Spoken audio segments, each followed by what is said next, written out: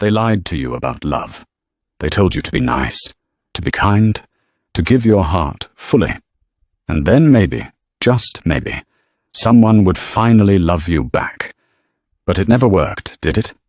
You read every book, watched every video.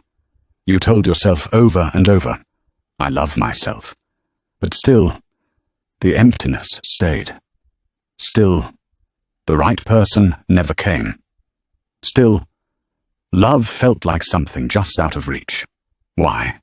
Because no one ever told you this one thing, the one truth Carl Jung discovered, that until you see what's broken inside you, you will keep attracting people who reflect that same wound. Today, I'm not giving you theory, I'm giving you a mirror.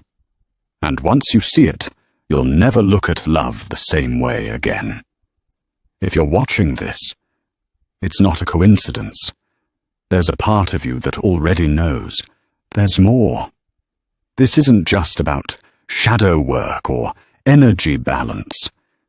This is about applying the truth in a way that actually transforms your relationships. By the end of this video, you won't just understand why love feels so far away. You'll have a practical strategy to stop the cycle, to change not just how you relate to others, but how you relate to yourself. Because love doesn't begin with another person. It begins with you. Let's look at what really draws you to someone. You might think it's their personality, their looks, or the way they make you laugh. But Jung would say, you're actually attracted to the part of yourself they are expressing. Have you ever been mesmerized by someone's freedom? By how carefree, bold, or spontaneous they are? That attraction isn't just about them. It's because a part of you longs to break free, to express that same freedom, but you've locked it away. This is what makes romantic attraction so confusing and intense. You're not just falling for them. You're falling for your own forgotten self. And the same applies to rejection. Think about someone who really gets under your skin. Is it their arrogance, their neediness, their loudness? Whatever it is, it's usually a trait you've disowned. Let's say you can't stand people who show off. Could it be that deep down, you are shamed for wanting attention?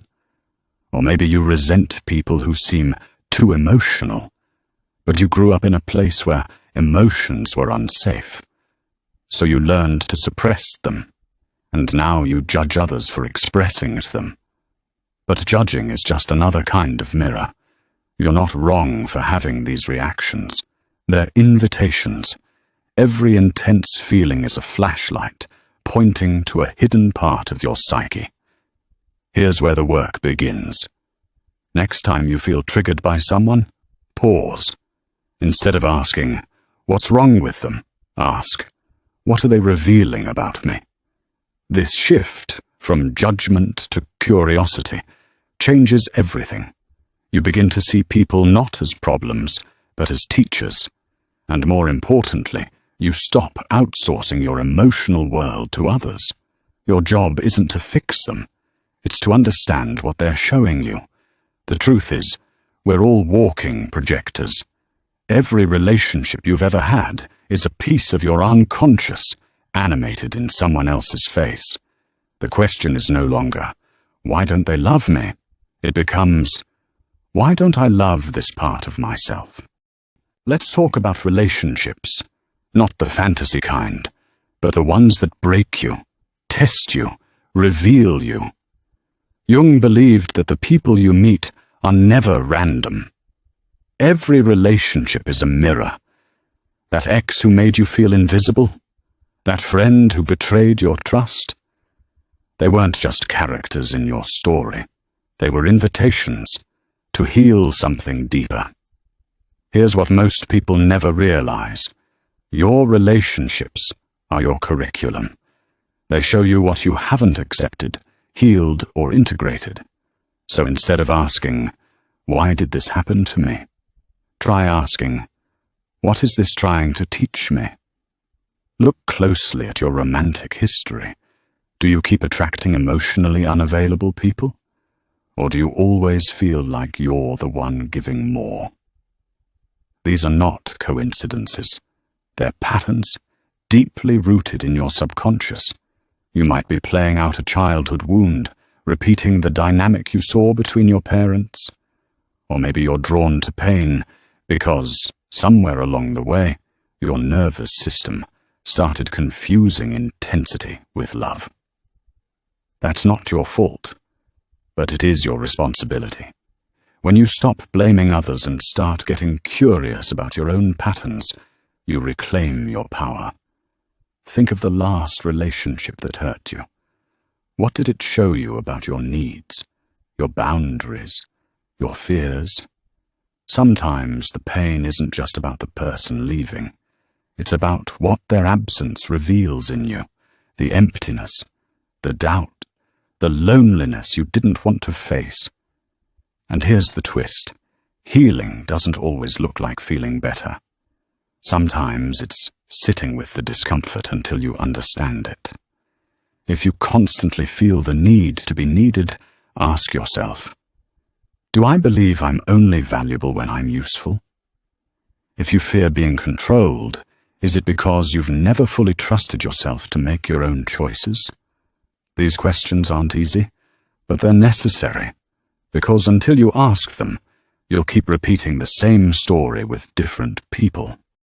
Real love, the kind that transforms your life, doesn't come from chasing someone. It comes from coming home to yourself. You don't find love. You become love. And when you become it, you stop needing it from those who cannot give it. You stop begging for crumbs when you are the entire feast.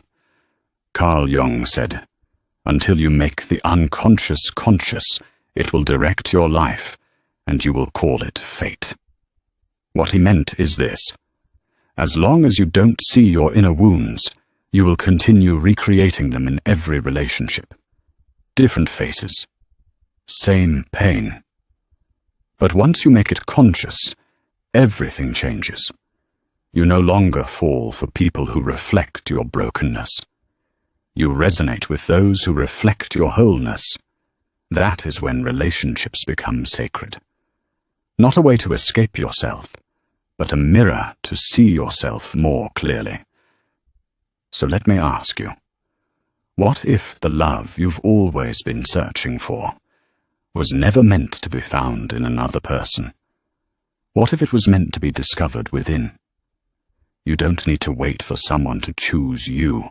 You don't need to earn it, deserve it, or beg for it. Because you already are it. You are the one. You've always been.